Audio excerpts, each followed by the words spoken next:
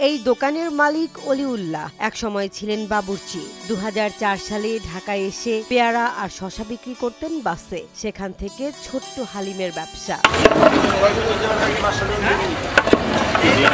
Corona মহামারীর আগে তার ছিল ১৭টি দোকান। মহামারীতে সব বন্ধ হয়ে গেলেও টিকে আছে একটাই, এই পাগলা হালিম। হালিমের দোকান আগে ৭টা ছিল, এখন একটা আছে। করোনার আগে ৭টা বন্ধ করে দিয়েছে একটা। ঢাকার ফার্মগেটে এক অদ্ভুত জনপ্রিয়তার নাম এই পাগলা হালিম, যেখানে প্রতিদিন বিক্রি হয় ৪০,০০০ টাকারও বেশি হালিম। মাস শেষে আয় হয় অন্তত ১২ লাখ টাকা। বেচা বিক্রি ঈদের পরে তো একটু লোকজন কম, ২৮, ৩০, ৩২ এরকম। ওই ঘটনা কিছু না, এটা ভালো মানুষ একটা নাম শখ করে দেয় না। হালিম ব্যবসা আমি তো আমার সর্বপ্রথম আইসক্রিম, বাদাম বুট, এরপরে শসা কেটে বেচছি, আনারস বেচছি, ডাব বেচছি, তারপরে এই বাঁধাপোড়া বেচছি, ওই যে বাঁধাপোড়ার দোকান।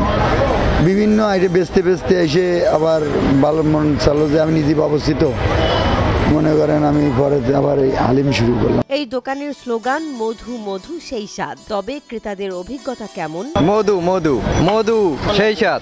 পাগলা হালিম খেতে আসা ভোজন রসিক মানুষেরা বললেন খেতে ভালো লাগে, তবে দাম ও মান নিয়ে একটু আপত্তির কথা জানালেন।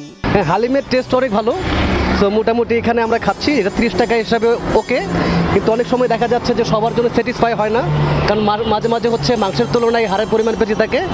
তো এটা যদি আর একটু ডেভেলপ করা যায় হয়তো এটা ভালো হবে। হ্যাঁ, আমি মোটামুটি এখানে রেগুলারই খাই, ওর মধ্যে লাগে, এটা নিয়ে কোনো ঝামেলা নেই। এখন পর্যন্ত খাইতে কোনো প্রবলেম হয় নাই, কিন্তু অনেকের ক্ষেত্রে এটা হইতেও পারে, এটা আমি নট শিওর, আমি জানি না। অলিউল্লাহর এই পাগলা হালিম শুধু স্বাদের জন্যই নয়, বরং কঠোর পরিশ্রম আর সাহসের এক দৃষ্টান্ত। আপনি কি কখনো খেয়েছেন এই হালিম? কমেন্টে জানিয়ে দিন আপনার অভিজ্ঞতা।